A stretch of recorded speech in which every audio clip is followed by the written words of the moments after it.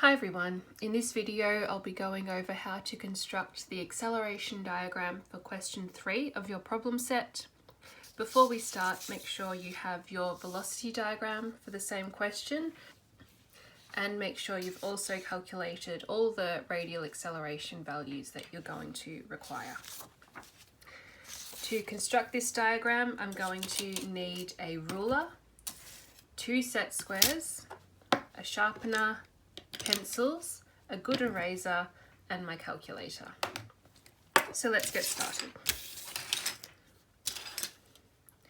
In this question, we have links OA and OB are equal cranks at right angles that rotate about point O at a speed of 40 RPM in the anti-clockwise direction. We're also given the lengths of the links in millimeters that you'll need to solve the question. You can start by calculating the radial acceleration for links OA and OB. You can convert the values from meters per second squared to centimeters using the suggested scale. We then have a starting point given to us, so all that's left is to identify the directions that the radial acceleration will be going in. Let's start with link OA. So your radial acceleration points towards the center of rotation. To construct my first line, I'm putting my ruler along the link, set square along the ruler, and then I have my final set square, which might go this way, that passes through my starting point. Now I can extend this line to 8.74 centimeters as closely and accurately as I can. And then this is point A. I can write in my total acceleration relative to my fixed point. Now for point B. Again, B points towards the center of rotation, so it's going upwards at the moment shown on the mechanism. So ruler along the link, I have my set square, number 1, and the second set square here, and this little line will start me off, and then I can measure the length. Because they're rotating at an equal speed, this is also 8.74 centimeters. Label B, put my total acceleration of B relative to my fixed point. Okay, so now we look at the mechanism and we can see that we have points A and point B. A and B are connected to points C and D, which are sliders. So to find points C and D, we're going to write out a relative acceleration equation. So acceleration of C equals acceleration of A plus acceleration of C relative to A. C is a slider. A, we know, so C is the point we're looking for. And then we have our radial component of CA and our tangential component of CA. We know our radial component of C relative to A from our velocity diagrams. So I'm going to draw in these two lines, so the acceleration of the slider, which is linear, and the tangential line C relative to A, and where these two lines cross, that's going to be point C. So for C relative to A, I put my ruler along the link. CA suggests that A is rotating, that A is the center of rotation and C is rotating about A. So my radial acceleration will point towards point A. So first of all, I'm going to draw in my radial acceleration of C relative to A. I put my ruler along the link, then first set square, second set square coming from point A, and that is about 7 mil. And I have my arrow, and this component is the radial of CA. I also have the tangential component of CA, which is perpendicular to the link or perpendicular to my radial acceleration.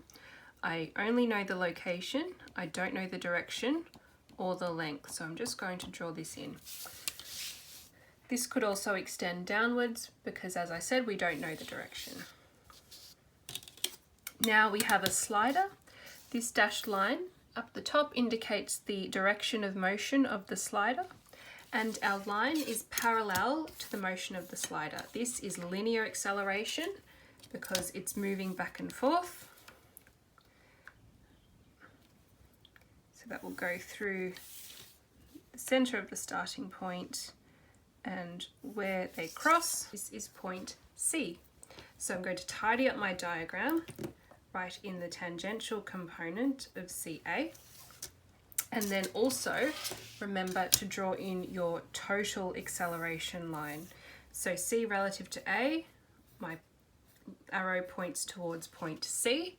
So from A, I can add the radial plus the tangential component to get to C, or I can use the total acceleration. Also remembering to write in the absolute, the total acceleration for C relative to the fixed point. Now we're going to do the same thing for point D. We have another equation, acceleration of D. So we don't know point D equals acceleration of B plus acceleration of D relative to B. So on the diagram, D and B are joined. D is a slider, so there's only linear acceleration. B we have, and then we have our radial components of dB and our tangential components of dB. I know the value of the radial component because of my velocity diagrams, so I'm drawing in these three lines, and where my linear acceleration for D intersects the tangential component of D relative to B, that is point D. So let's do our radial component, D relative to B. D relative to B means D is rotating about point B. Radial acceleration points towards the center of rotation. Put my ruler along the link, first set square, second set square, and then I can draw in a line. Now I want this to be dotted because it's quite a confusing diagram if all the lines are the same weight. And then this should be 1.85. There we go. So I'm just indicating the direction. So this is radial of dB, and then my tangential acceleration will be perpendicular to the radial or perpendicular to the link. I don't know the length or even the direction, so it could extend this way, but we've done this before. So again, checking the velocity of the slider. Now I know it's going to be from the diagram the same direction of motion as C, but I'm just checking to make sure it's accurate. So drawing in my linear velocity, linear acceleration, and where they cross, this is point D. So tidying up the diagram, again, extra lines make it more confusing. So point D, so drawing in my total acceleration for D relative to the fixed point, I have my tangential acceleration of D relative to B, and I'm drawing in my total acceleration D relative to B.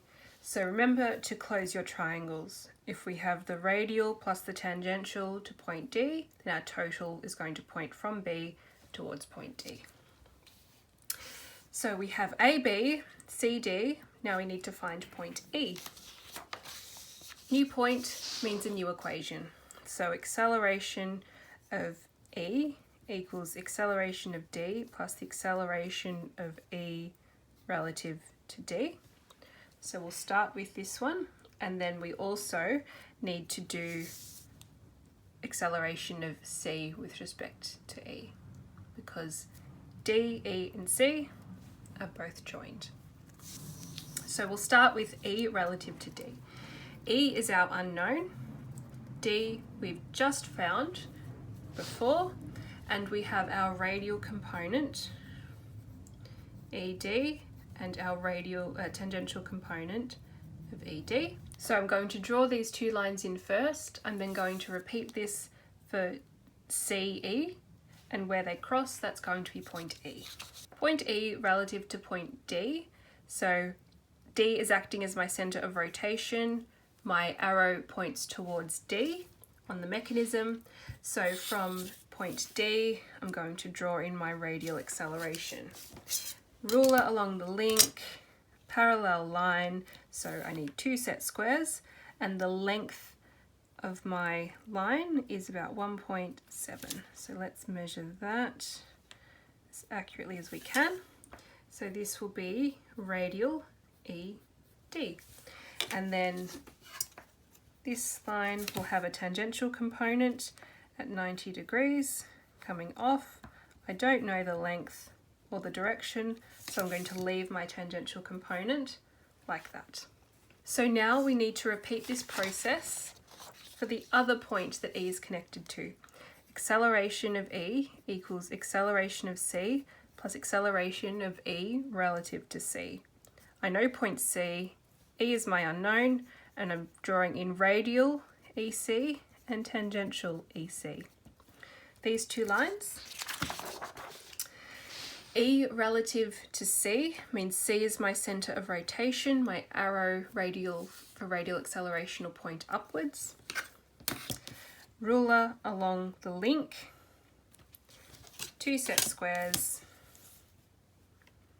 and I have my length prepared, so that is going to be 4 centimeters.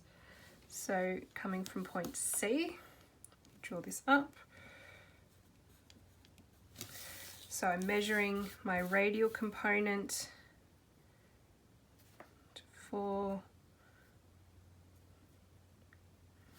and then, so let me write this in here, radial EC, and then this line will have a tangential component, and here is where we find point E.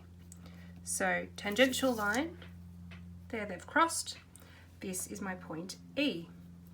So tangential EC, I have my tangential component here of ED. Fix up my diagram. Now point E is found, I'm drawing in the total acceleration of E. I have E relative to D, so this needs a total acceleration line. Acceleration of E relative to D, and then I have E relative to C. So this needs a total acceleration line. If you're not sure about all the lines that you need to draw in and the labels, always refer back to your relative equations. I have total acceleration EC with radial and tangential components, total acceleration ED, radial and tangential components, total acceleration again, dB, radial and tangential. So you can see what needs a line and a label. Most people miss out the total acceleration lines, so it's very important to be aware to close your triangles. Now we have point E, we can find point F. C, F and E are on the same link, which means they have the same angular acceleration. So we're going to use a ratio. New page to make this clearer. Acceleration of EC on acceleration of FC equals the radius of EC on the radius of FC. I'm interested in FC, so the acceleration of EC multiplied by the radius of FC on the radius of EC. Acceleration of EC, I know. I'm measuring the total acceleration of EC, so that is 4.4 centimeters. Keeping it as centimeters because I want to value for acceleration FC in centimetres. Then I can use the ratio of the links. FC and EF are equal, and we know that CE is 75 mil. So this is a ratio of a half. So that means acceleration of FC is 2.2 centimetres. F relative to C on my diagram means I start at point C and I measure 2.2 or half the line, which is where my label is. So I'm going to move this to make it clear.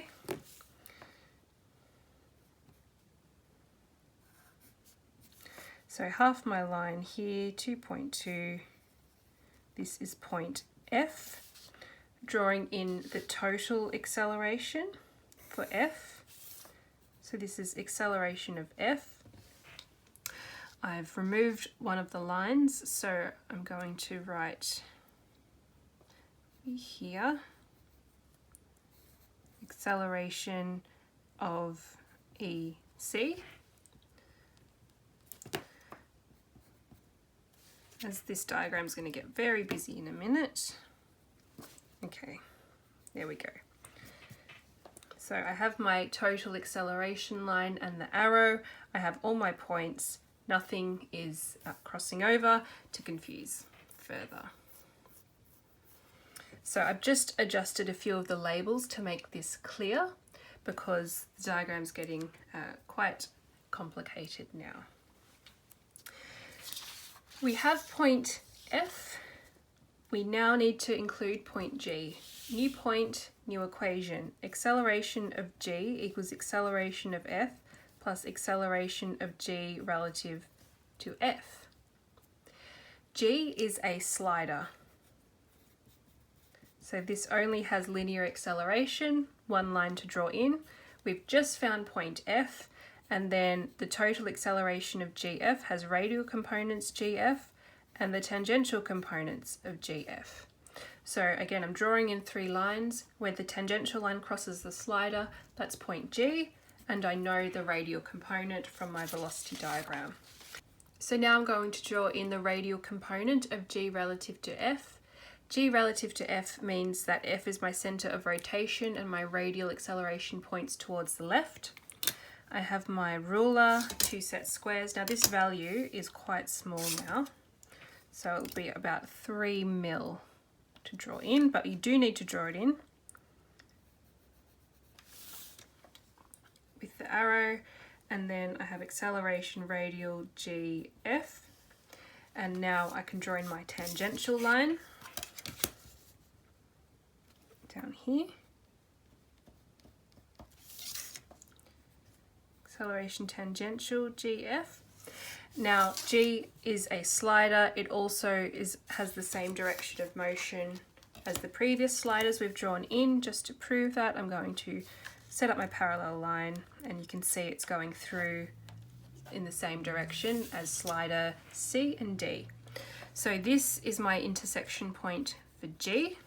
Before we finish, remember to draw in your total acceleration. So acceleration GF, acceleration of G relative to my fixed point. And this is your completed diagram. So if I show you a bit closer, it is quite a lot happening here. Remember, if it does get confusing and overlapped, please move your labels to make it as clear as possible, which is what we do because we don't know how it's going to look when we start, but we can make sure it's clear for everyone when we finish. So for this diagram, I also have my working. So that is my radial acceleration calculations. I have the relative equations shown. I have a ratio calculation. So there's 6 relative equations that you need to complete this diagram. And then the final part is asking for the acceleration of point G. So you measure from your starting point to point G, measure the length of the line, remove the scale, and that would be the acceleration for point G. If this was confusing at all, I encourage you to go back and watch the workshop videos. Also, thoroughly look through the workshop slides and attempt problems 1 and 2. This is a more challenging problem, but it's excellent revision.